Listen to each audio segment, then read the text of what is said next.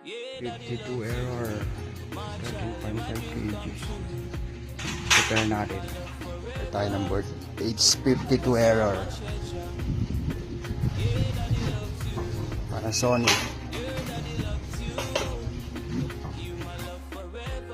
Try na natin kung gumagana na. Pinalitan natin ang IC. Yun, try na natin kung mag-error. Spin. You know?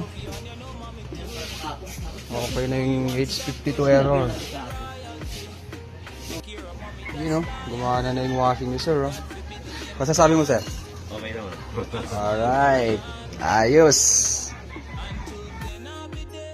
Clean tayo, guys.